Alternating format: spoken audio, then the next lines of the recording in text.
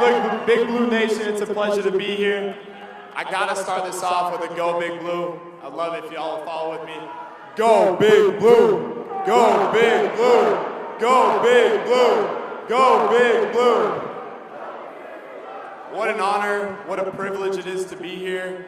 And without further ado, I'm grateful, I'm honored, I'm pleasured to introduce the 45th and 47th President of the United States of America, President Donald J. Trump. And I'm proud to be an American, where at least I know I'm free. And I won't forget the men who died, who gave that right to me. And I gladly stand up next to you and defend her still today. 'Cause there ain't no doubt I love this land. God bless the USA.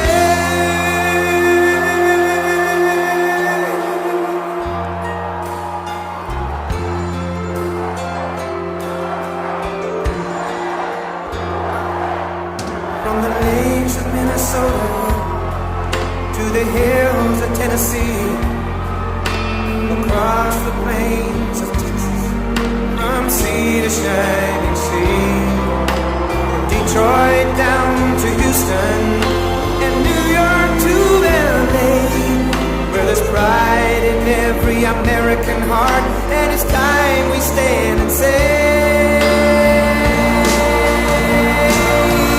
that I'm proud to be an American, where at least I know I'm free. And I won't forget the men who died, who gave that right to me. And I gladly stand up next to you and defend her still today. 'Cause there ain't no doubt I love this land. God bless the USA.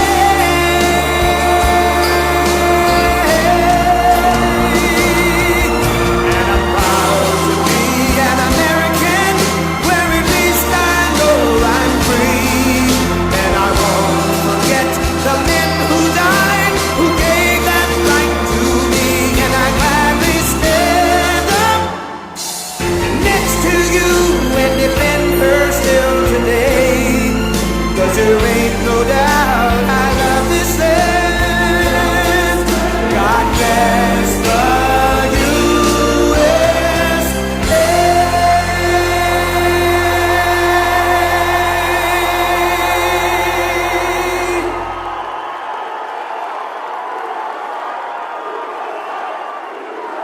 Thank you very much.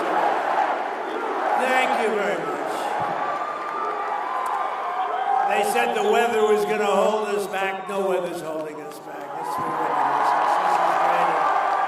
I want to thank Jackson Dart. This is going to be a future Hall of Famer in my book. Thank you. Thank you, Jackson. You're right. A lot of talent. And a very special hello to a place that I really do love. It's called New York. We got to straighten this place out. And I'm thrilled to be back in this incredible state with the proud, hardworking patriots of, did you ever hear of Rockland County? So I was born and raised in New York State, and my heart has always been here. I love this place, and we got to straighten it out. We got to get it back. We got to get it back. We're not going to let this happen. And we're sending a lot of money your way. We're going to get it back, but we need talent. That's why we have some of the people that you see right here. We have a lot of talent, a lot of political talent. From the beginning, this was a symbol of American excellence and American grit, and really the American dream. And New Yorkers are people who built Wall Street into the world's financial capital, who turned Broadway into the heart of American culture and entertainment, who dug the Erie Canal. You know what the Erie Canal is, big stuff. And launched 1,000 innovations that built really the middle class of our country. You really built the country. Unfortunately, in recent years, this state's been held back by bad policies, bad politicians, and foolish radical left idiocy. It's crazy what's going on. But under the Trump administration, We're doing everything we can to bring New York back in bigger, better, stronger than ever before. And I'll introduce him in a second, but you have a guy named Bruce Blakeman. Let me just say, he's a friend of mine for a long time. He won in landslides in Nassau County. You know Nassau County, it's all Democrat. He's a Republican, and he won in landslides. And he just had the biggest election in the history of Nassau County as a Republican. And he's very conservative, by the way. I don't want to scare you. He's right here, Bruce. I'm going to introduce you in a second. You better get ready, Bruce. He's going to win. He's going to win. You know, when he ran years ago, he ran in Nassau. They said, you got to be kidding. It doesn't happen. No Republican wins in Nassau. And he ran and he won. And you better watch yourself. You better watch yourself, Kathy. You got a race. Got a big race. So we're going to start turning New York around. I'm going to work with Bruce. I'm going to work with the whole group in New York. We're going to work with Mike. Mike Lawler's fantastic. He's fantastic. He is a fantastic. I call him Mr. Salt. He didn't stop.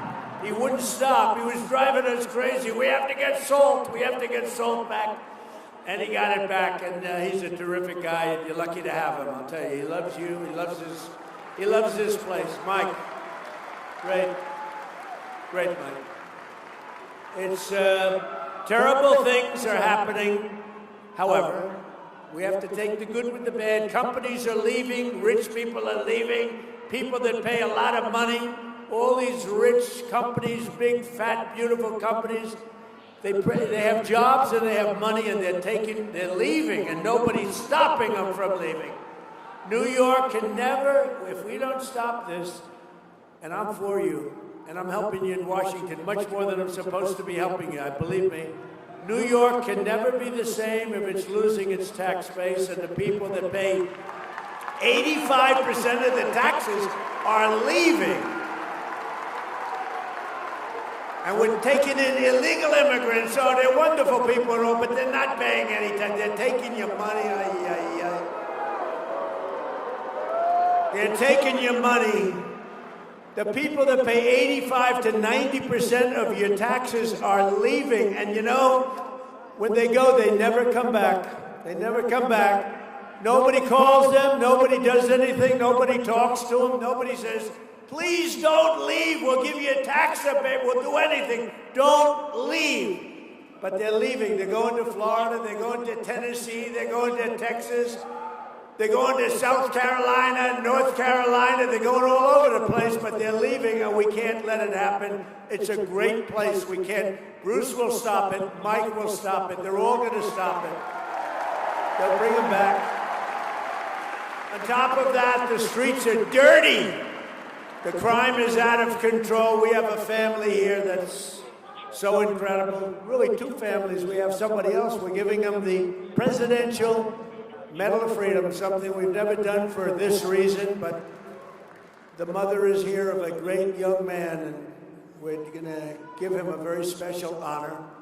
The illegal aliens are all over the place. The people are getting shot left and right. The elections are rigged. They don't have voter ID. They don't have proof of citizenship. Think of it.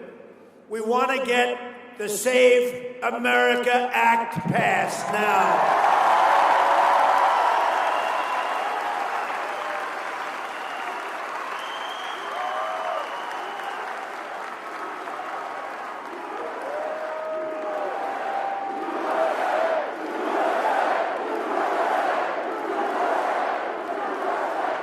Think of the Save America Act. It's voter ID.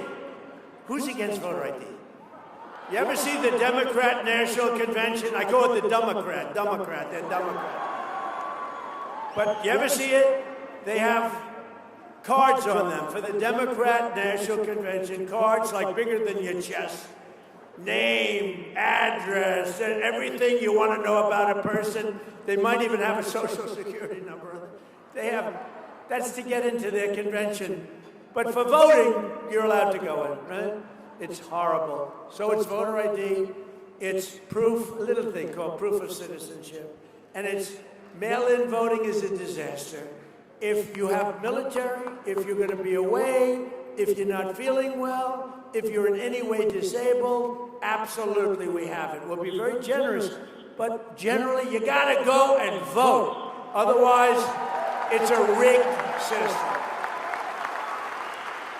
And that, in a nutshell, is the Save America Act. Not very complicated. Think of it. Voter ID. Think of it. Voter ID, proof of citizenship, and mail-in ballots are gone except if you need it.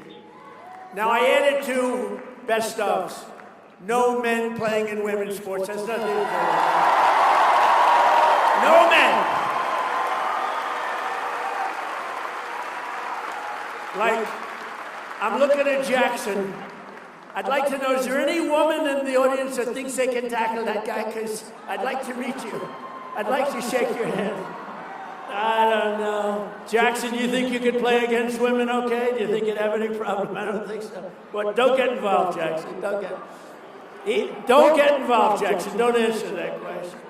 No, I'm looking at the legs. He's this beautiful guy. He's got legs like tree trunks. This is not a good thing for women. This would not be good. No, it's no good. And we don't want open borders where prisoners pour in from other countries all over the world. They pour in. We don't want open borders. We don't want sanctuary cities where you have sanctuary for criminals. We don't want it. We don't want transgender mutilization of your children, if that's okay. We don't want it.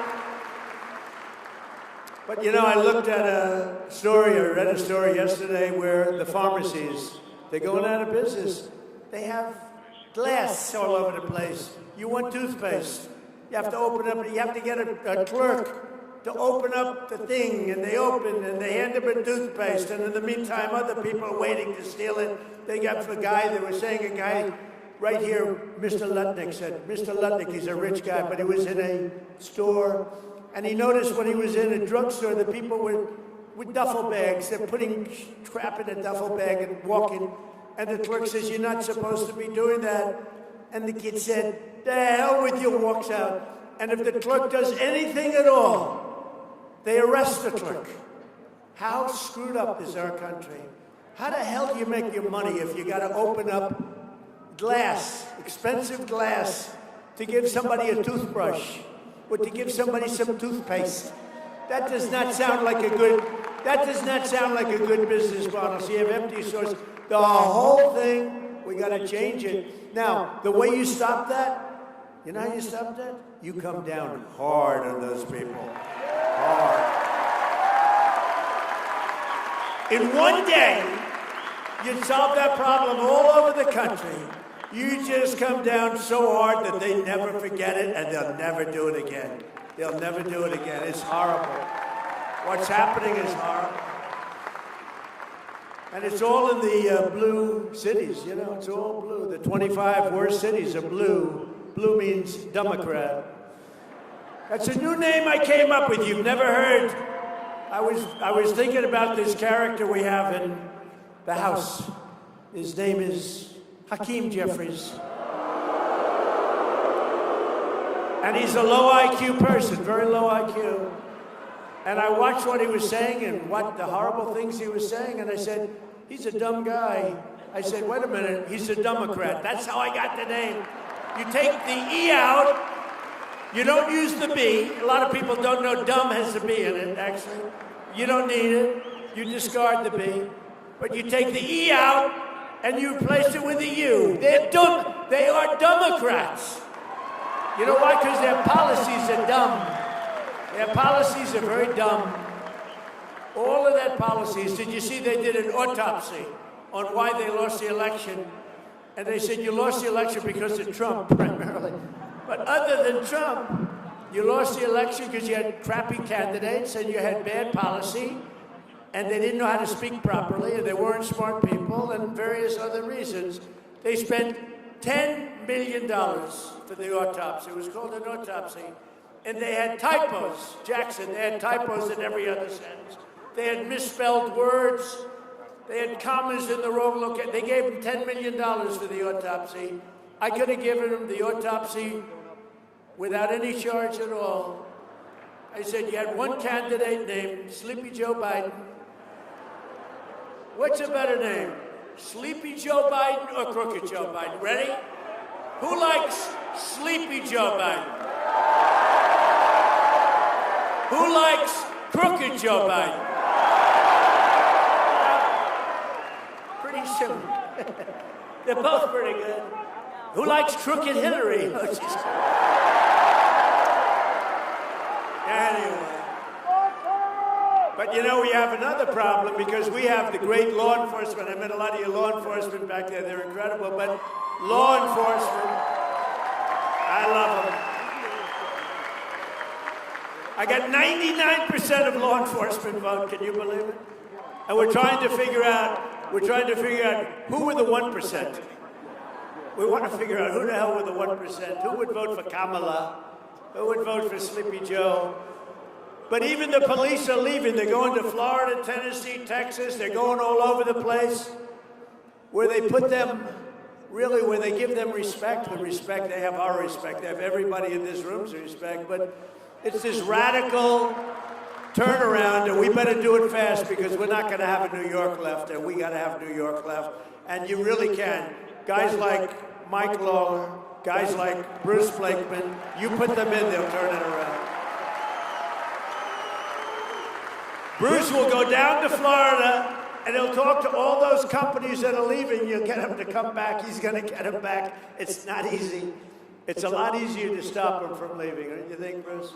So, but it's a campaign that I promised that I would cut taxes. I had a big, beautiful campaign. We won in a landslide. We won every swing state. We won by millions of votes. We won the Electoral College in a fortune, but we had another thing that we won. 86% of the counties in America. Think of it. That's why the map is all red except for 2 blue stripes. And those were rigged, by the way. They were rigged.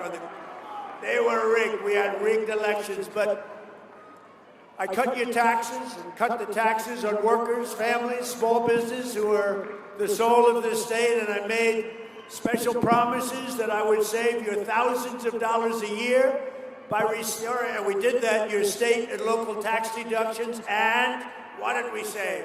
Your SALT deduction. We brought it back. Mr. Salt. Mr. Salt. Where's your hat, Mike?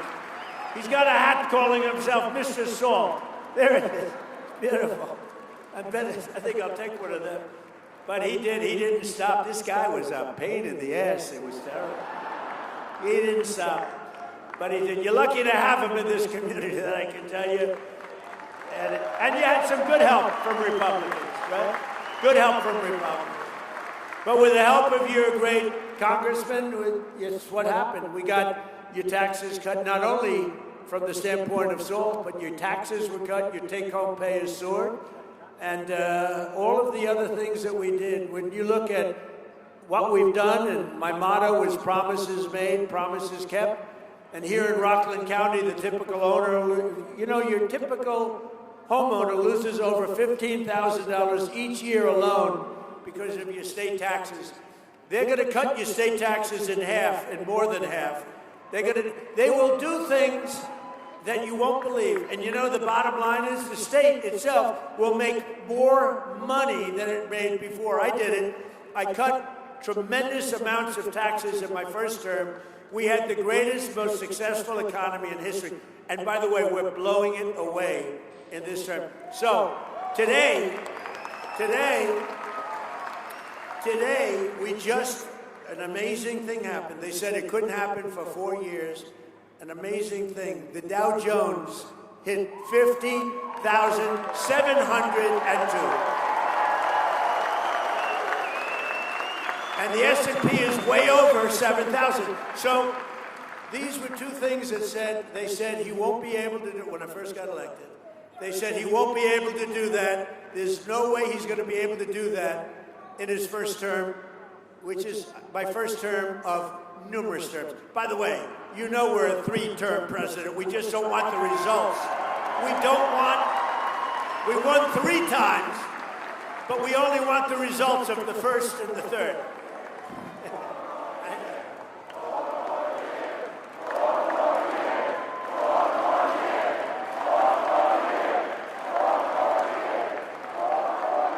We have a hat. The hat says 4 more years. It drives the radical left lunatics crazy. But we did all of the different things, and we've saved you from $10,000 to $40,000 a year, the people in Rockland. On average, over 1 million New Yorkers claimed the deduction this year. You're able to write off nearly $22,000 on average, putting thousands of dollars back in your pockets. And these are all Republican tax cuts. The Democrats voted against every one of these tax cuts, every one. They voted, as an example, in favor of open borders. They voted against the border. They voted against the wall. They voted against the sanity of when we talk about men playing in women's sports. I'll tell you how ridiculous it is. That's why I love having Jackson, because it's so easy. I just say, how would you like to play against them? But we have even better, Jackson. We have a weightlifter. He was a failed male weightlifter, and then he decided to transition to the other side. And they had a major contest, an Olympic tryout, and they had a young woman who was really good. She was one of the greatest ever. And she could lift 204 pounds over her head. And the record stood for 17 years, Jackson, 17 years. And she was going to break the record. It was a big record, but she was going to break it. And they took 1/8 of an ounce, and they put it on one side. And they took 1/8 of an ounce, and they put it on the other side. And her parents were right where you are, you beautiful parents, right? Oh, you parents, yes. Even if you weren't, I'll say you are. Not her. Good job you did. Good job, Mom. And they had this beautiful young weightlifter, female, real female. This was a real female. So she had 1/8 of an ounce, 1/8 of an ounce. She had like 208 pounds, and she was going to do it, and her parents were so proud. Her father knew she couldn't do it, but the mother thought she would. That's typical mother. The father was sort of not so sure. He loved his daughter, but he wasn't sure. And she bent over, and she lifted that sucker, and she pulled it up, and she was getting close. And she could barely, and the mother was screaming, come on, darling, you can do it.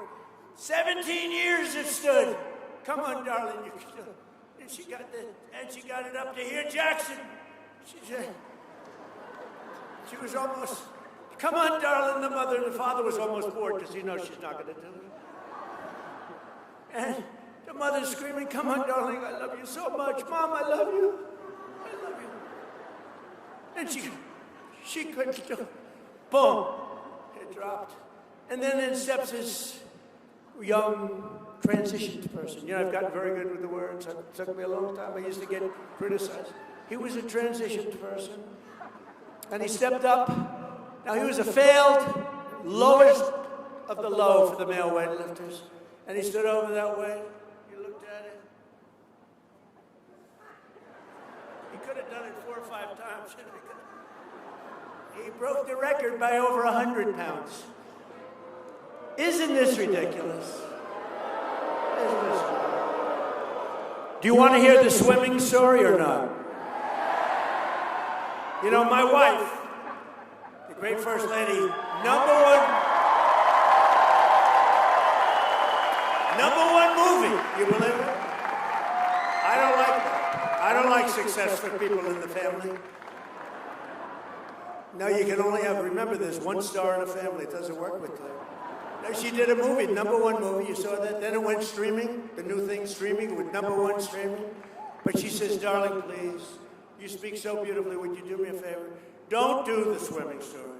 Don't do the weightlifting story. It's so damn unpresidential. And also, darling, when you're leaving and they have that song, the gay national anthem, if you remember. That's why I did so well with the gay vote, I think, because of that song. I did great with the gay vote, better than any Republican's ever done by far. But my wife, the First Lady, very elegant woman. That's why people love the women went to see that movie 15 times. Okay, ready? She said, darling, don't dance, okay? It's not presidential. Don't do the weightlifting thing. It doesn't look good. Don't do the swimming thing. So I'll do the swimming thing, too. All right, I'll do this. No, a young Olympian, very beautiful Olympian swimmer. And you know, it's sort of like the pyramid. All the great people, they swim against each other from the time they're 5 years old. You know, it just works that way. They're better, whether it's golfers or players, baseball, football players. You were great when you were 4 years old. You could throw a ball better than anybody else. But the truth is, it always works that way. This young woman looking for the Olympics, and she knows all the girls on the right and all the girls on the left, and she stands and she's so proud. She wants to qualify, and she's really a champion swimmer, and she looks to the left. You've heard the story, and she sees 6 girls, and she knows every one of them. She looks over there, you know, that's good. Hi, how you doing? She hates them because, you know, they're competitors, but she says hi. Then she looks to the right, she sees 6 people, and she knows 5 of them, but there's a person just on her right who's gigantic. It's a gigantic person. And she's looking up at him, at her, excuse me. That could be the end of my political career. That could be, you cannot do that. You cannot say, looking up at him, because, so she's looking up at her. Oh my, she's so big. I've never seen anybody. And he has a wingspan, sort of the size of Shaquille O'Neal. Go home to mom. Go home. Go home to mom.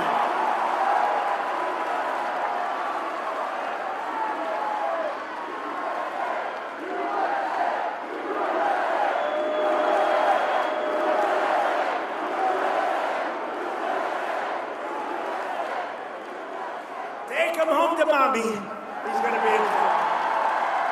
You know what he doesn't say is his mom's watching the television right now and she's loving it. Anyway, so you have this person, and you know what happened. The story is very, very famous, actually, that she was very severely injured. You know what injured her? Windburn, because he went by her so fast that she got tremendous windburn in the pool, and then he finished up the race, and he rested while the other girls came in. And it was a very sad event, a very sad occasion. But to think that we actually, 15 years ago, 20 years ago, could you imagine saying, we will not allow men to play in women's sports? Could you imagine saying that transition, can you imagine saying, we will not allow the mutilization of your children? If you said that, they'd say, what's wrong with that person? Why are they talking that way? Today you have to say it, because they do allow, in certain places, still, we've cut a lot of it out, most of it, they allow the mutilization of your children, and we don't allow that stuff, and we're going to get it the hell out of here.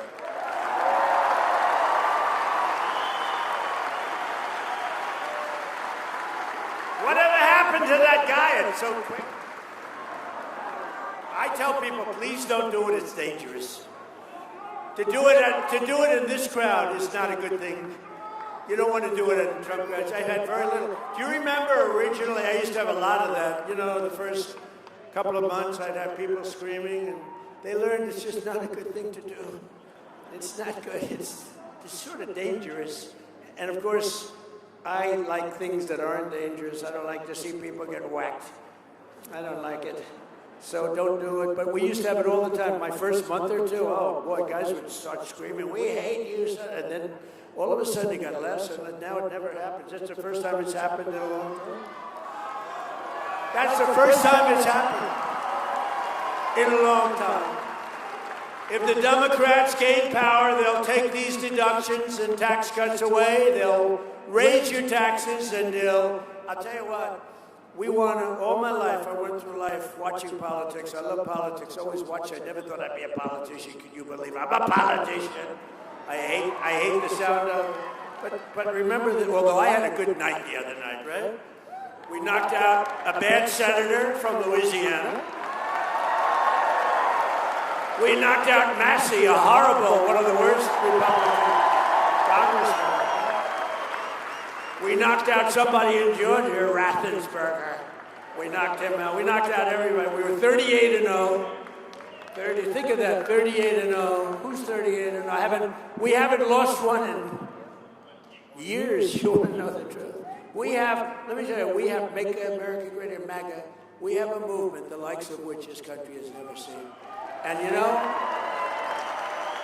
it's a movement based on common sense. It's not that it's conservative maybe, but it's a movement based on common sense. We want strong borders, we want good education, we want low taxes, we want a strong military. How good is our military, right?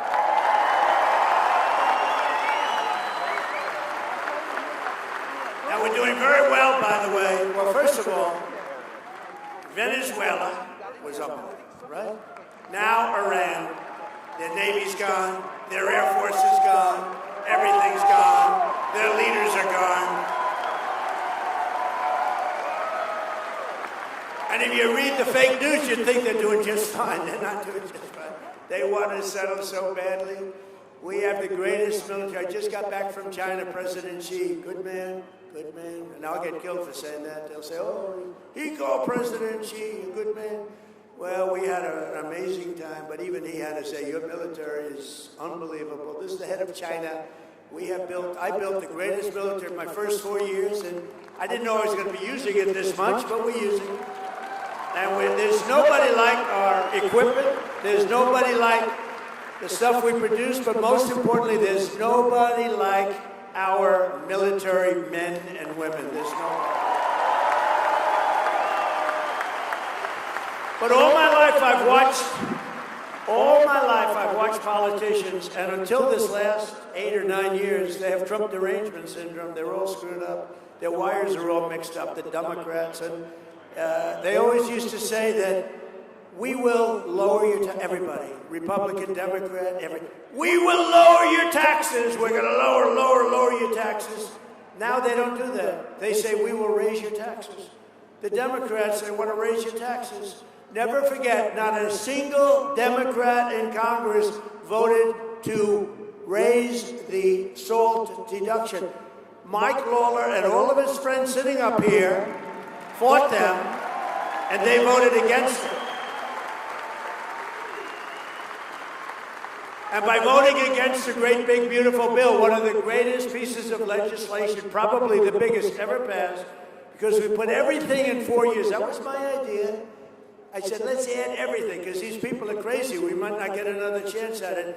We added everything into that. That's 4 years worth of legislation. That's why we call it the great, big, beautiful bill. No tax on tips. No tax on overtime. No tax on Social Security for the seniors.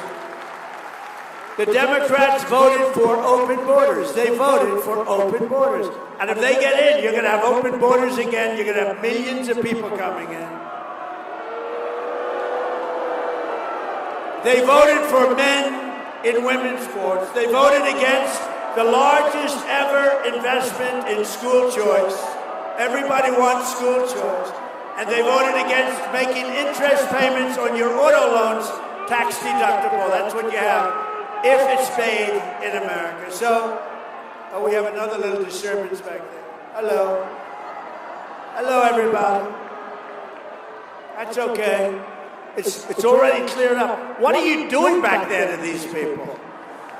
Boy, does that get cleared up fast.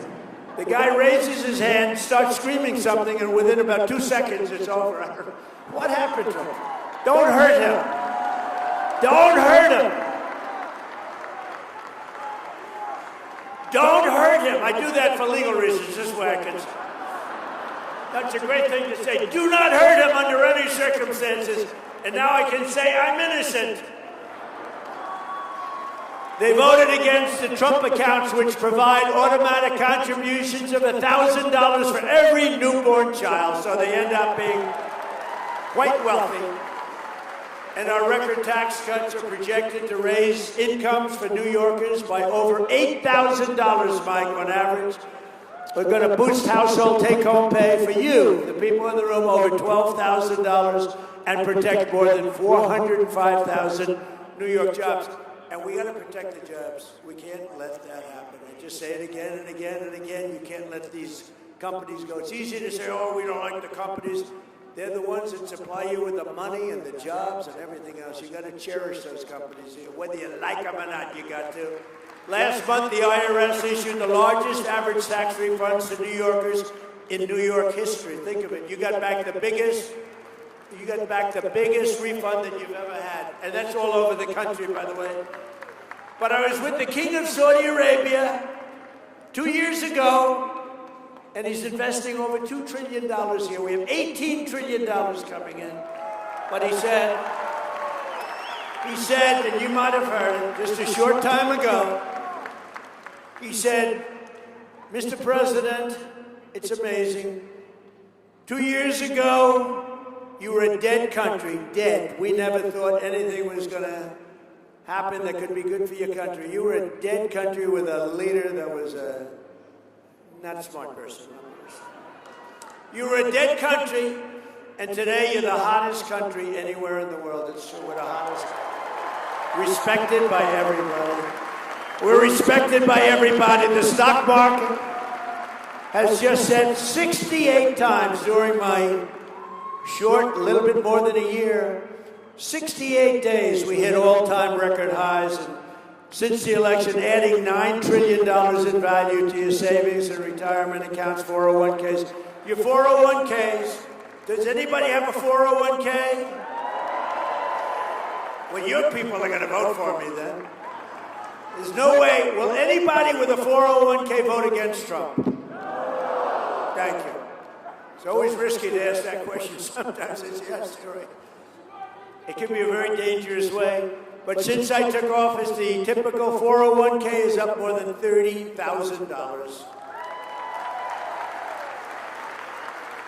And I've created 300,000 jobs in the last 2 months, passing all expectation. Remember this, right now, more people are working in the United States than at any time ever before, by far, by a big number. And in 16 months, we've lifted nearly 5 million Americans off of food stamps. And thanks to my strong tariff policy, now I get into a lot of trouble with tariffs because you remember when I first came out? I love tariffs. And I said, I love tariffs. It's my favorite word in the whole dictionary. I love the word tariff. And the fake news, look at all of them back there. That's a lot of fake news. That's a lot of fake news. They're all over the place. They're all over the place. I got more fake news. You know, they hate me, but boy, do they cover me. But I said my favorite word in the dictionary is tariff. And they got after me. They said, he's a horrible human being. What about family? What about God? What about religion? What about love? So now I say it's my fifth favorite word that I get. And I'm okay. But because of tariffs, we brought numbers into this country. In other words, if you make your product outside of the United States, to get it in here, you have to pay a big tariff. So what do? They build their factory in the United States. And that's what they do. That's what they do. And even New York, with your bad policies, we have people coming here. I'm trying to get them to come to New York. We've also cut our gaping trade deficit by, okay, if you cut a trade deficit by 1%, a half of a percent, you're a genius.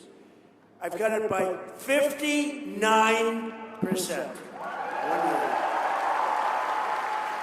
It's because of tariffs, because the money we're being made. Is that right, Mr. Lutnick? Secretary of Commerce is here. Looks good, looks handsome, reasonably. He doesn't look like Jackson. I'd rather look like Jackson. I'll take Jackson any day. Under our leadership, factory construction is up, new residential construction is way up, and consumer spending is way up. American companies are ordering core capital goods to expand their operations at the highest rate in the history of our country. And last year, General Motors announced a new manufacturing investment of $1 billion in upstate New York to produce V8 engines, which they never would have done here. They were all made in Germany and other countries. Now they're making them here because if they don't, they have to pay a big penalty.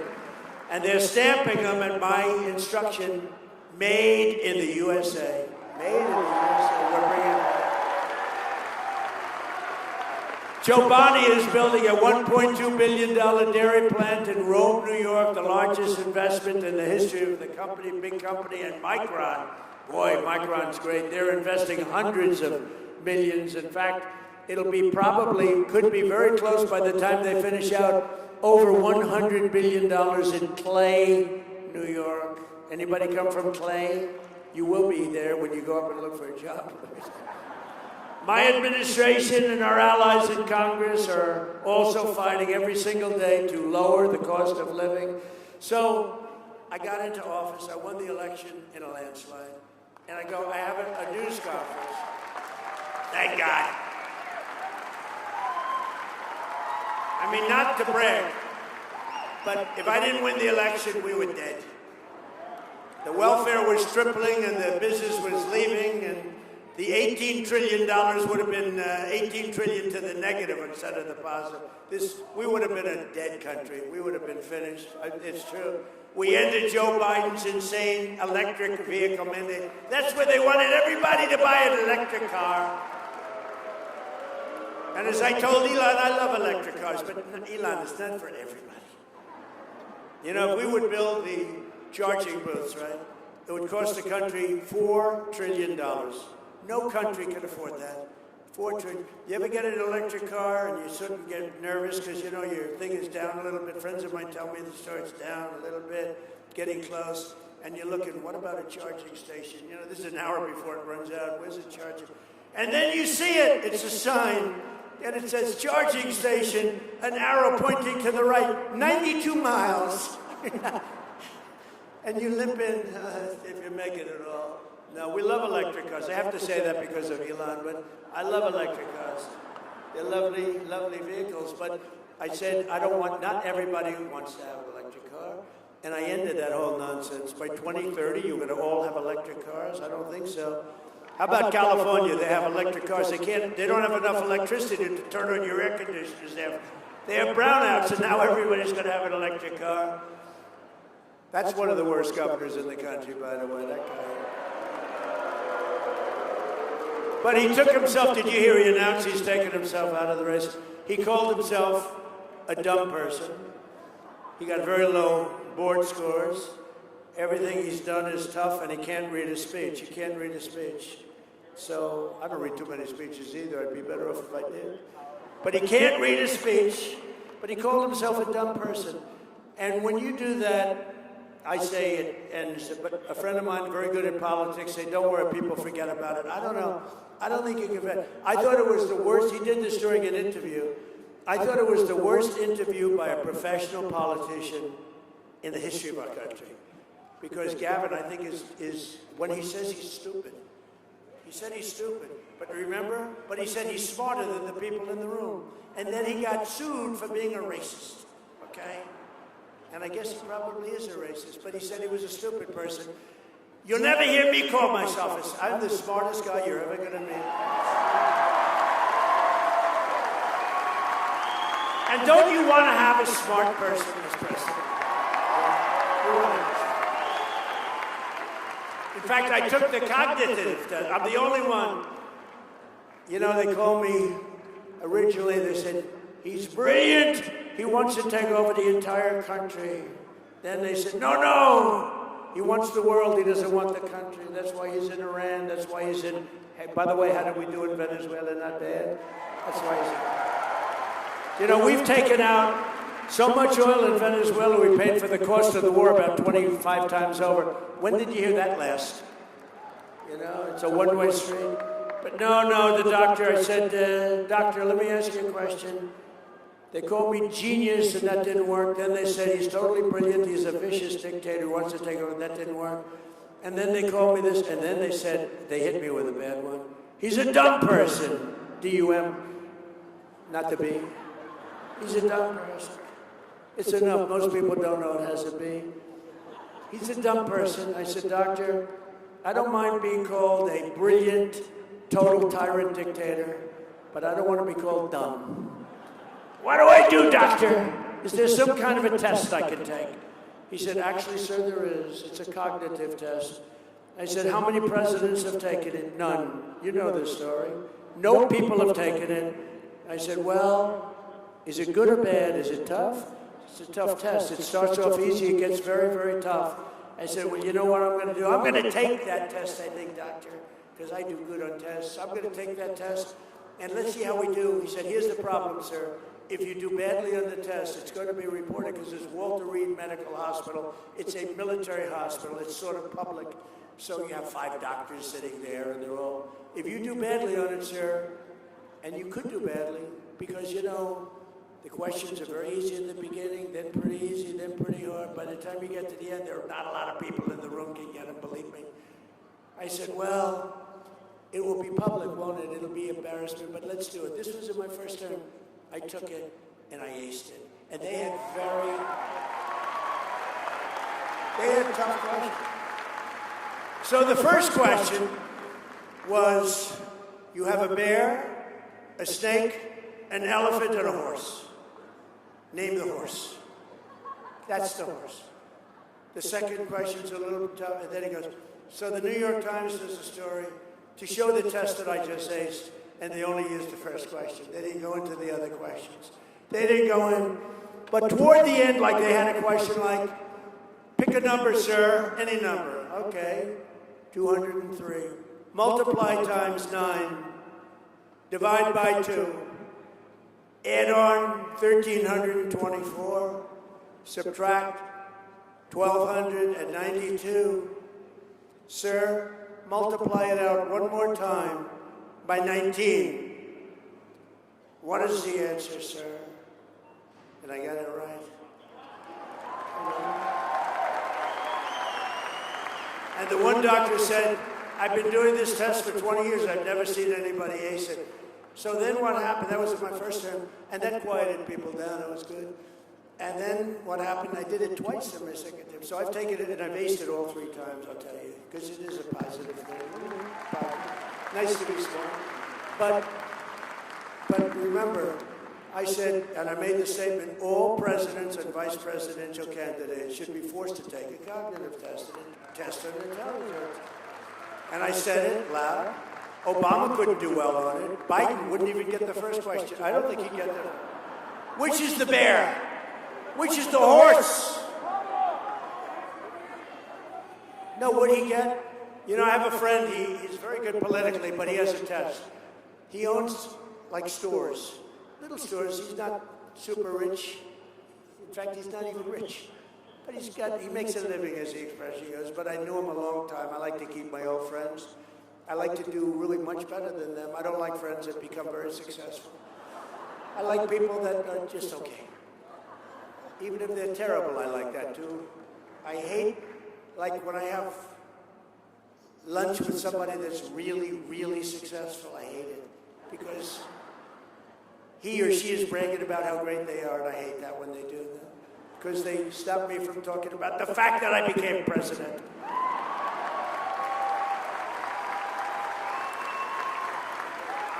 But I have a friend, and he said, you know, I have a simple test for a politician. I own stores.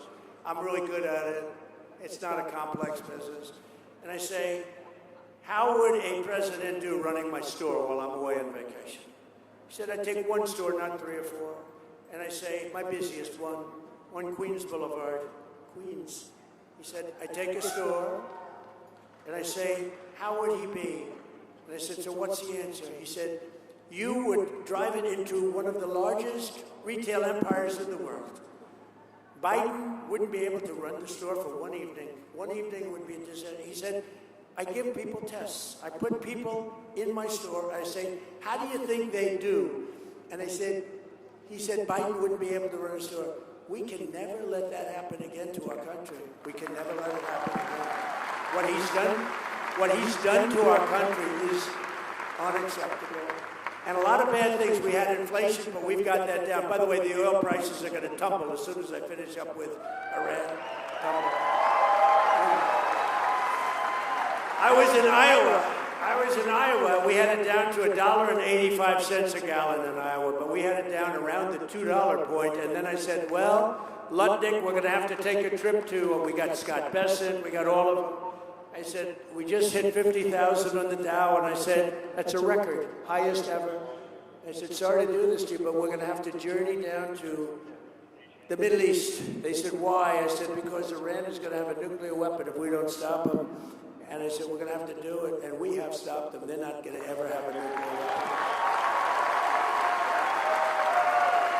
They're never going to have it. And we'll have that over with soon. It'll be over with soon. And you're going to see numbers like you've never seen, both on the upside and also in terms of costs. You're going to see costs go down. But, you know, the Democrats are the ones that caused all the costs. And they were the ones that caused. When I took over, they caused, I mean, the prices were through the roof. I told you before, the inflation was the highest ever. The costs were high. And think of it. They'd constantly come out, their costs. They would constantly come out with the word affordability. I said, they're the ones that caused the problem. I'm in the office 2 days. I mean, they are the greatest bullshit artists, right? I'm in the office 2 days. And the costs have gone through the roof under 4 years of Sleepy Joe or Crooked Joe or both. Right? And I hear these Democrats from all over the place going, affordability. They're the ones that cost it. I didn't cost it. Remember the eggs?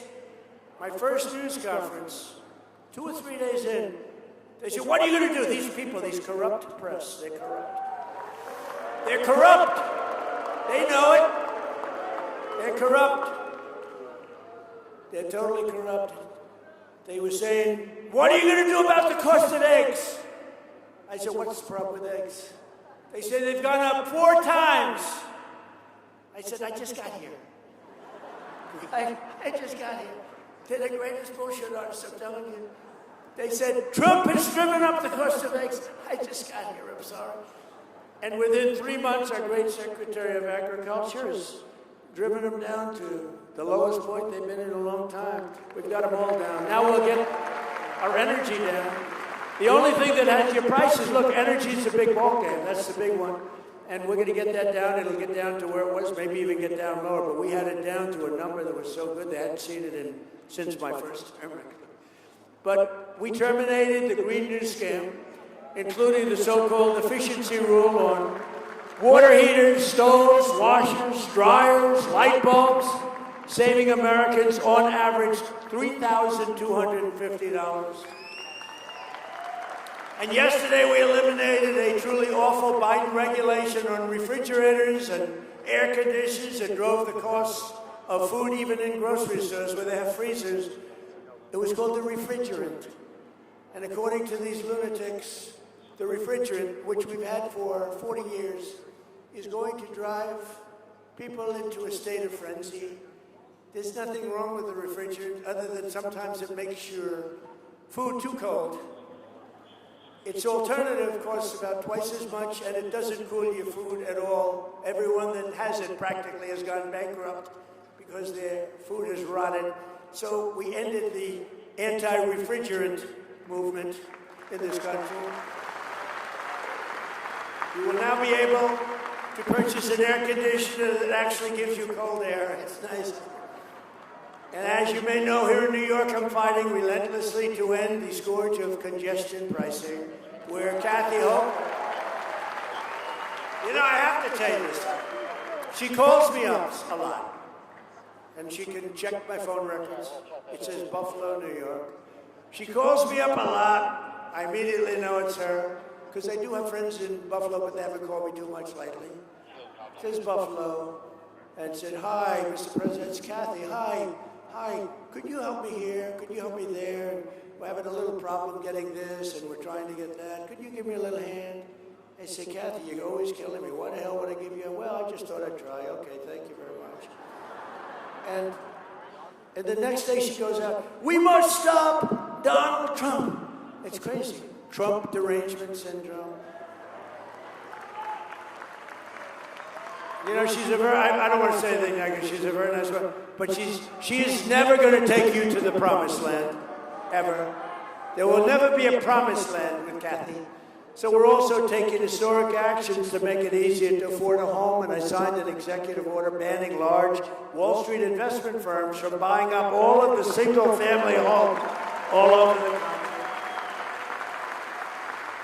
And I also directed Fannie Mae and Freddie Mac, and we happen to have the head of Fannie Mae, and where is Mr. Pulte? Right here, Pulte. He's done a great job, that guy. These people know you. You're becoming very famous. but he's done a good job. But I've instructed him to buy $200 billion in mortgage bonds, bringing interest rates plummeting down much lower than they would have normally been. And we're going to get the rates down. Rates are coming down with the energy. You watch what's going to happen. I had a rotten head of the Fed, and now I have a great head of the Fed today. Kevin Warsh. Kevin was just sworn in today. He's great. He's going to be great. And now Congress is on the cusp of passing the most important piece of housing legislation in a generation. But to be honest with you, housing is all about interest rates. I know more about housing than anybody in history. No president's ever done. I built a lot of housing, and they can pass all the bills they want. It's about interest rates. You get the interest rates down, everybody's going to be very, very happy. We're going to get it down very quickly. I support the bill that passed the House this week, Congressman Lawler's help now, and it's called the House and Senate. It's a House and Senate housing bill, and it's coming together, and hopefully they'll get it done. But I will say this, Mike, again, it's about interest rates. It's all about interest rates. We get the interest rates down, the housing, you're going to look like a genius. Perhaps most importantly, we've made tremendous strides to bring down the crushing cost of health care. Under my most favored nation agreement that nobody wants to write about, and it's the biggest because we went from the highest price in the entire world to the lowest price in the entire world. And I can't get the fake news to write about it. I think that alone should win the midterms. That alone should win them. It's called most favored nations. In other words, we pay the lowest price of any nation in the world. So we're right now paying many times higher. We're paying sometimes 10, 12 times higher than other nations, like the fat drug. $87 in London, $1,300 in New York City. And a friend of mine who's very fat called me. He said, President, he's crude as hell. He's crude and very smart, highly neurotic. We all know people like that, very smart, but highly neurotic. And he was in London, and he's a rich guy, made a lot of money, but he knows the cost of medicine that he takes, probably more than that he takes, this guy. He's begging me not to tell his name because he's actually become quite famous. I tell the story often. So he calls me up, he goes, President, he used to call me Donnie. Donnie! Now he calls me, Mr. President. He said, President, I'm in London. I just paid $87 for the fat drug. He said, it's a fat shot. I said, what is it, Ozempic? He said, I don't know what the hell it is. It's supposed to. I said, it's not working on you, Charles. Not working at all. It hasn't worked, but he knows the price. He goes, I paid $87, and in New York for 2 weeks ago, I bought the same damn thing for $1,300. And it really made an impression. I mean, look, I've been watching this for a long time. I was very proud to have reduced, in my first term, third year, drugs have always gone up for 28 years, and I got it to a point where it went down 1/8 of a point, and I was so proud of myself. I called the news conference. I said, ladies and gentlemen, I'd like to let you know that drugs have gone down in our country for the first time in 28 years. They've gone down by 1/8 of a point. I was so proud. Now they're down by 80%. 90%.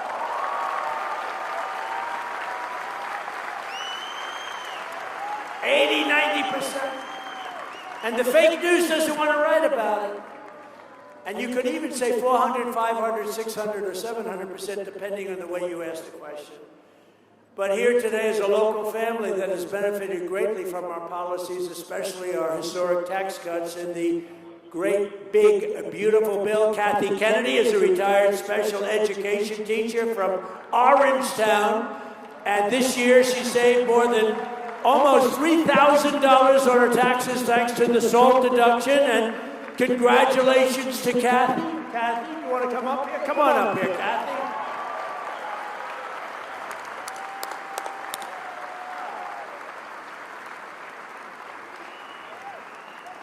I just want to express my sincere gratitude to President Trump for supporting the tax rebates and working alongside our local lawmakers to make our county stronger, safer, and more affordable for families. These efforts create opportunities for our children to remain here, build their futures, invest in our communities, and continue to contribute to the place we proudly call home Rockland County, New York.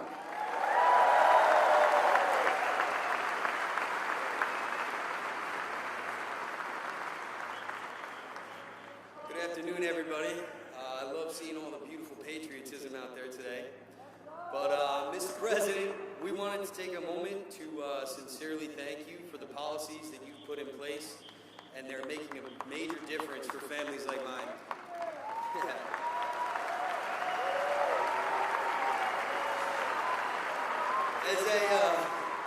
As a father, a small business owner, a home inspector, a real estate investor, changes to the SALT tax deductions and things like the Trump accounts for children have made a meaningful difference in our lives. Because of those policies, we're able to keep more money that we work so hard for and invest it into our future instead of simply getting by. We were able to take that money that we saved and invest it directly back into our home inspection business and a land investing business. Two businesses that are giving us the opportunity to create something lasting for our children and the communities that we serve.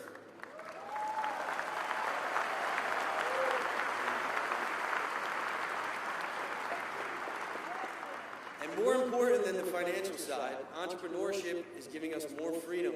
Freedom to spend more time together as a family, freedom to build a future on our own terms, and freedom to be there for the moments that are most important with our children. Mr. Trump, we just wanted you to know that there's hardworking American families out there who are benefiting from all that you're doing. So from the bottom of my heart, thank you, and God bless America.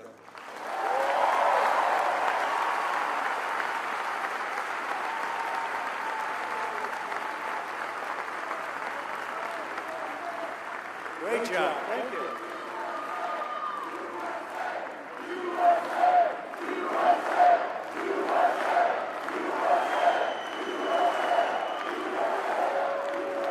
Thank you very much. Great job. A budding politician. I can see that. I also want to call up the man who fought so hard, harder than anybody else, for the SALT deduction, and he's really become a friend of mine. He's a warrior. He's a warrior who fights like hell, and he fights really for you. That's what he's doing. And Mike Lawler, Congressman, come on.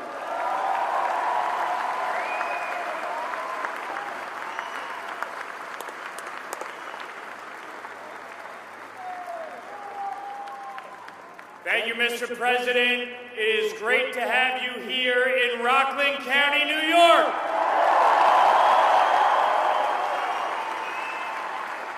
Now, Mr. President, you moved Rockland County further to the right than any county in New York in 2024, gaining 14 points and becoming the first Republican to win Rockland County as a presidential candidate in over 20 years.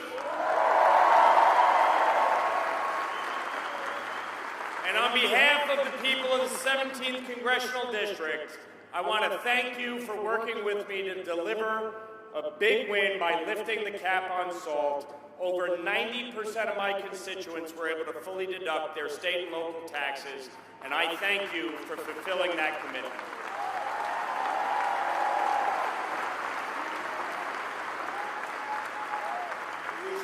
He's done a great job. Thank you, Mike. Amazing. We're pleased also to be joined by the Secretary of Commerce. He's a big man, a very successful guy, and I said that's the guy I want for Commerce, and he's done a fantastic job. And Howard, you want to say one thing fast? Could you speak fast? Come on, let's get up here. Come on. He's great. Done a great job. Howard Lutnick.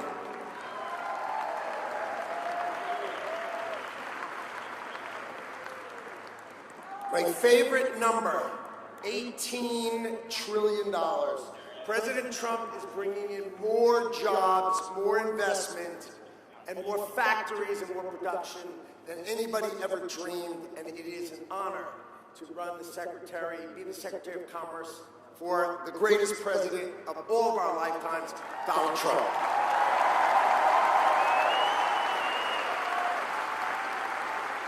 And I won't ask him to speak, and I introduce him because he's been incredible.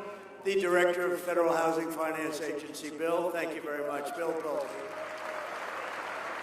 Along with some absolute warriors, State Assemblyman Mike LaPetri. Mike, thank you. Thank you, Mike. Great job. Great job. State Senator Peter Oberacker. Peter, thank you, Peter. Great. Co-founder and CEO of Sticker Mule, Anthony Constantino, and County Executive. Wait a minute, Anthony first. Before I get to this County Executive, I got to give him. Where's Anthony? Hi, Anthony. Thank you. Good job. And the County Executive of Nassau County. Okay. I'm telling you, I said before, Nassau County, it's not possible to get a man of common sense, a man who's Republican and conservative, elected.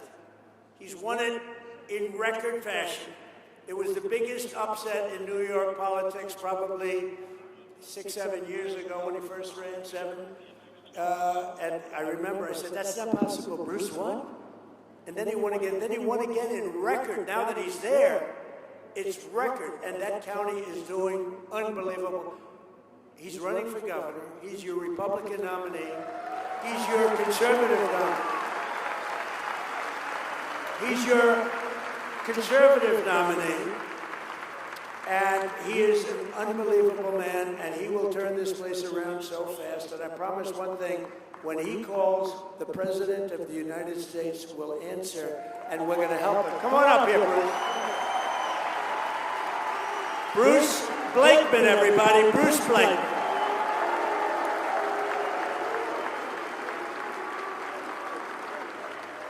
Come on, Hudson Valley, let's hear it for President Donald J. Trump. Come on, Lawler! The greatest president in my lifetime. We will save New York as President Trump has saved America, because we will fight, fight, fight!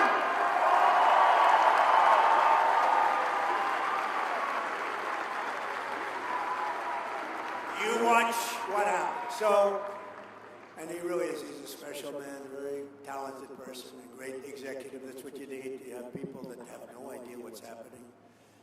We're also joined by Allison Crowther, the mother of Wells Crowther, who you know about, the man in the red bandana, a 24-year-old volunteer firefighter, equities trader, a wonderful guy, had a perfect life. Right here in Rockland County, you all know who he is. He's a legend, and he's become a legend, who heroically gave his life on 9/11 to save 18 people from the World Trade Center.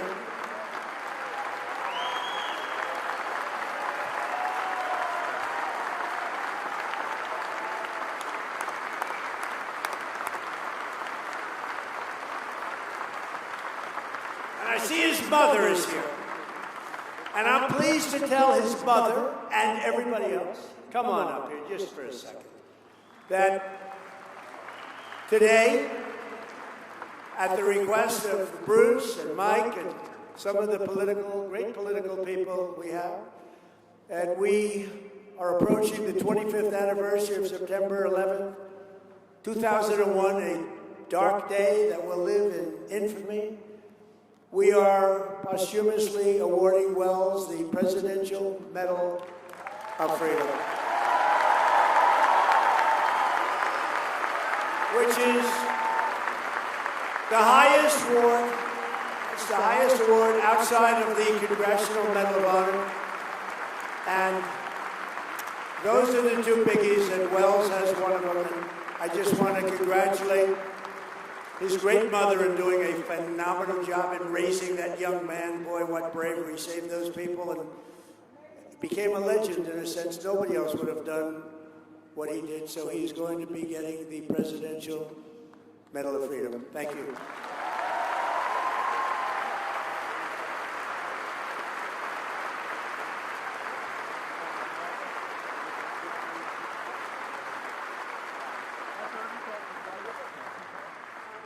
Thank you all. Thank you, Mr. President, for this huge honor. I want to thank Rachel Ducci, who's in the audience here, who started this whole process, and of course Mike Lawler, who has been a huge support in moving it forward.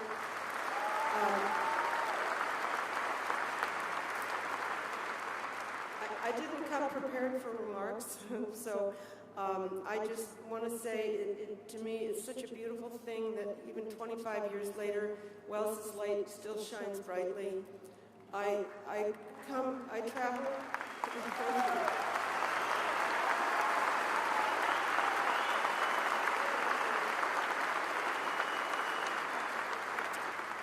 traveled around the country, and I've even been to Amman, Jordan, talking about Wells's story and his legacy and his example of courage, fearlessness. He was even from a little boy, and his pure humanity that day, saving so many lives. And it's just an example that as I travel and speak to children, they're tremendously moved and inspired by this to be better people.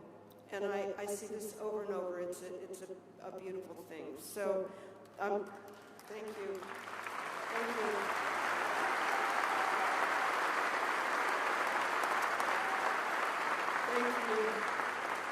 Thank you. I'm also very blessed with my 2 daughters, their wonderful husbands, and 6 grandchildren who are my family now. They can stand up. They're right over there. So I guess I just realized early on that I couldn't pick up a weapon and go fight the bad guys myself, but the weapon I had was to work to bring good into the world. And that's what I continue to try to do every day. And I'm blessed that we were able to learn Wells's story, which was actually Memorial Weekend of 2002, when we finally uncovered the story, thanks to the New York Times. So thank you, Mr. President. We are truly blessed, and I'm so honored to remember Wells this way.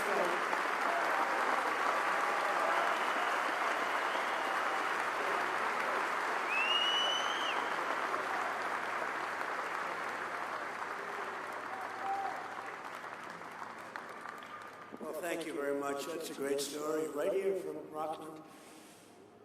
They grow heroic here, don't they? Yeah, we know that.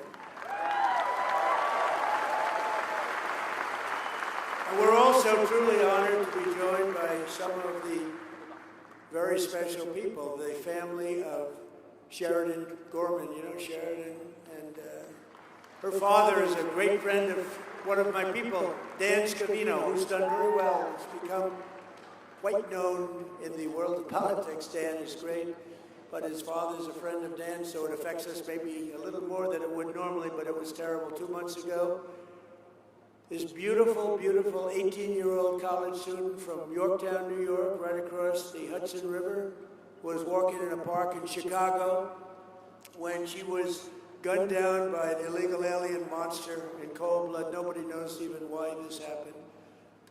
This savage animal who stole Sheridan's life entered illegally from Venezuela and was released into our country by crooked Joe Biden and that whole Biden administration of thieves and criminals.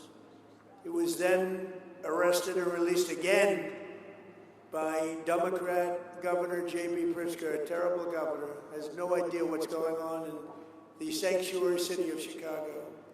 Sanctuary cities protect criminals. They're a sanctuary for criminals, not for people like you, like us. To Sheridan's mother, Jessica, her father, Thomas, and her sister, Madeline, her cousin, Lawler, we grieve this terrible loss. Our prayers are with you, and I'd like you to meet this family. This family's amazing, and the reason I do that, it just hit the strings. It was this incredible, beautiful girl to be so savagely hurt, ultimately killed. And so could I ask your parents and sister, cousin to come up, please?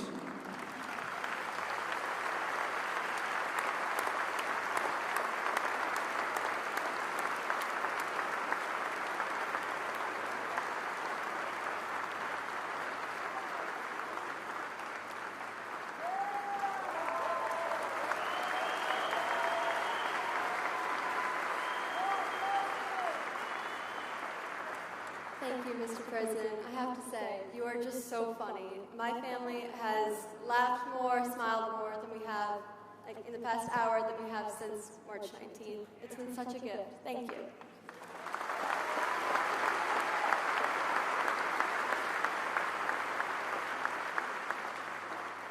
Hi, sorry, we prepared some words.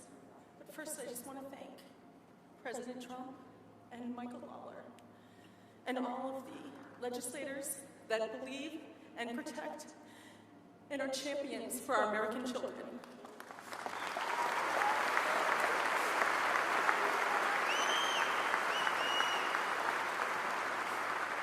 My name is Jessica Gorman, and Mother's Day was just 2 weeks ago.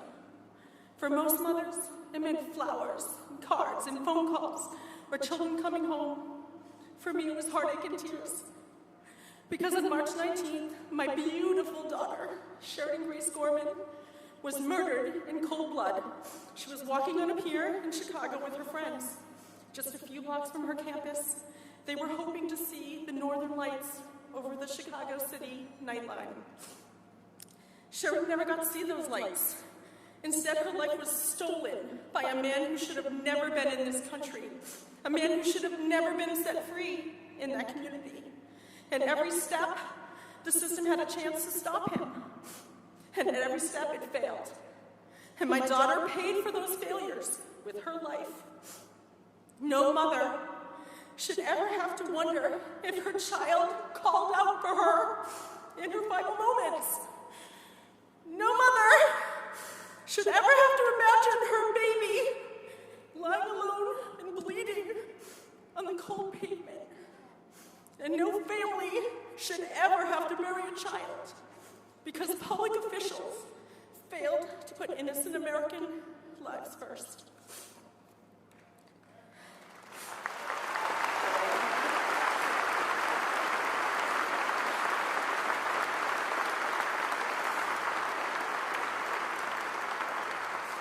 To the mothers of New York, to the mothers of Chicago, Rockland County, and our own beloved Westchester County, and all across this nation who have reached out, who've cried with us and prayed for us and stood with us. I just want to thank you from the bottom of every piece of my broken heart. I see you, I hear you, and I need you to please hear me. Remember Sharon's face, remember her light, remember the life she should have lived, and then stand with us, not only in grief, but in action. Forget political party. Vote with your heart. Support leaders like President Trump, like Michael Lawler.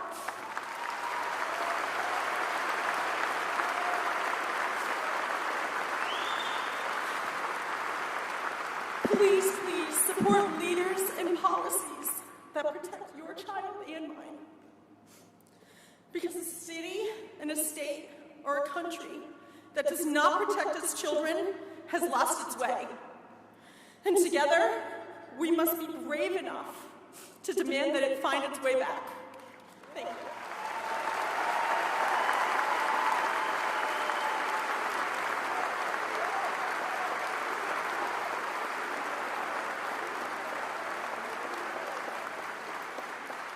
My name is Tom Gorman. I'm not a politician. I'm not a public speaker. I'm a father of whose daughter was murdered by an illegal immigrant. I am a husband who had to hold his wife on Mother's Day when she asked the question no mother should ever have to ask. Through tears, Jess looked at Maddie and me and asked, am I still the mother of two? There's no answer big enough for that pain, no words, no comfort, no way to give back what was stolen from our family. All I could do was hold her and tell her the truth. Yes, Jess, you're still the mother of two, because Sheridan will always be our daughter.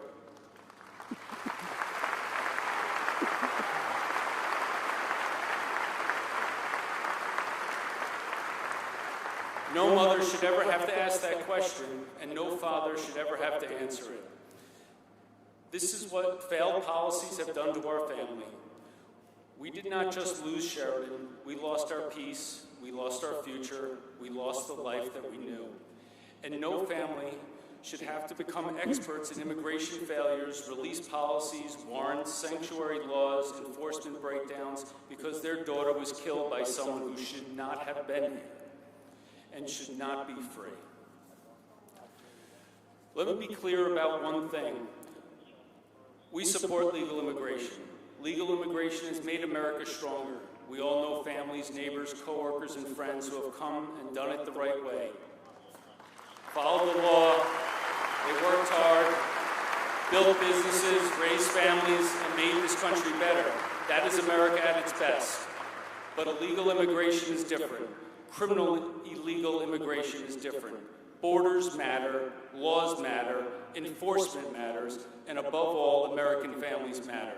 We are deeply grateful to President Trump and to Congressman Mike Lawler for comforting our family, saying Sheridan's name, and fighting for policies that put safety of American children and the citizens first. But I do not understand why this is a fight that belongs to only one party. Protecting our people is not politics. It is the first responsibility of government.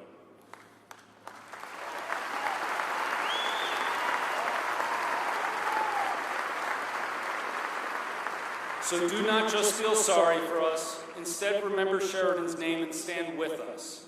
Demand that leaders who enforce our laws, secure our borders, cooperate with law enforcement, and put innocent American families first. Sheridan should have come home, and because she did not, we will spend the rest of our lives fighting so that someone else's daughter can. Parents out there, give your kids a big hug. Tell them how much you love them. Thank you very much.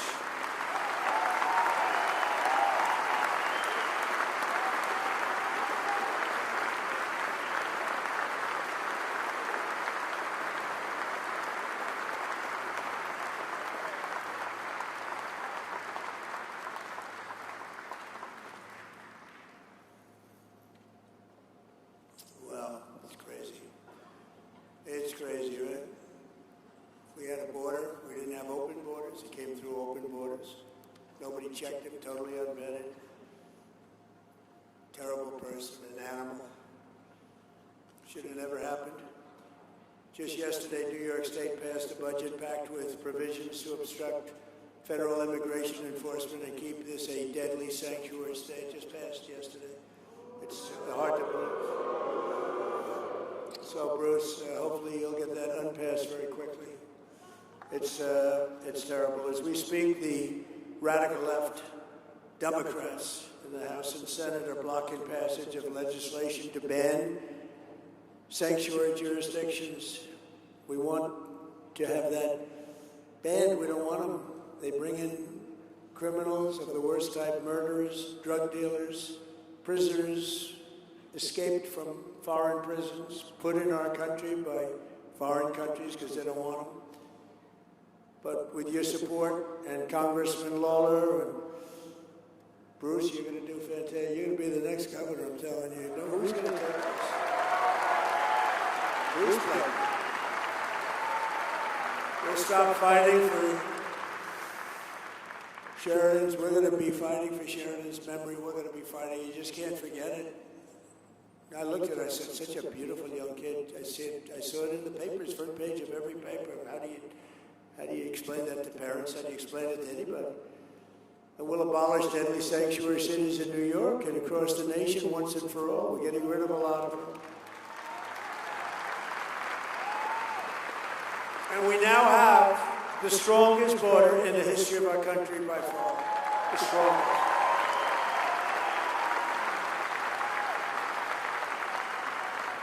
Starting on day one of my administration, we took the most dangerous, unsafe, violent, and open border in the world.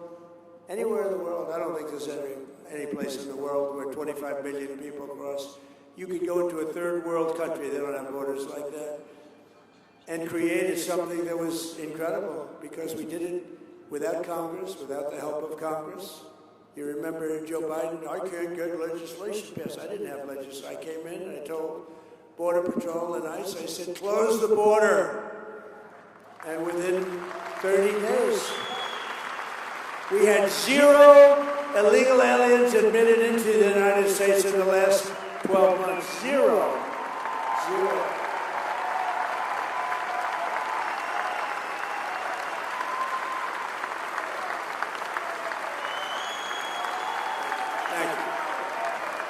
Thank you. Incredible people. You people built this country. Remember that. You built it, nobody else. We also passed the largest ever investment in ICE and Border Patrol because they're really heroes. You know, they get mangled up and spit on by politicians that don't have the guts to get up in the morning. Democrats all, really Democrats all. You look at the stats, it's all, everything's blue. The blue states, with their help, in 2025, we achieved the largest drop in the murder rate ever recorded from 1900, 125 years a year. And that's with a lot of people. We got a lot out. We have a lot to take out.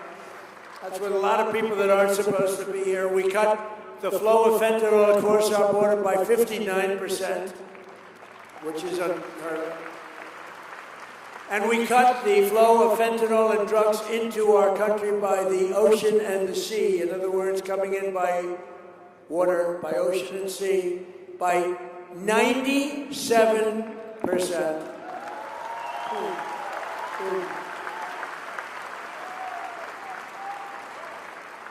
We made the largest ever investment in the U.S. military, and we're going to have $1.5 trillion invested. And boy, isn't it great that we have the greatest military in the world right now. And with not only Venezuela, but with Operation Epic Fury, our warriors are ensuring that the world's #1 state sponsor of terror, Iran, #1 state sponsor of terror. They send their money all over the world to create problems. Never going to happen, and they're never going to have a nuclear weapon, and they know that. They know that. And America is winning again. America is respected again, perhaps like never before. But we're just getting started. With the help of our Republican majorities in Congress, we will crush violent crime. We will impose harsh new penalties for dangerous repeat offenders. We will crack down on Marxist prosecutors and rogue judges that are no good for our country. They're disgraceful. And we will end no cash bail. This is where it began.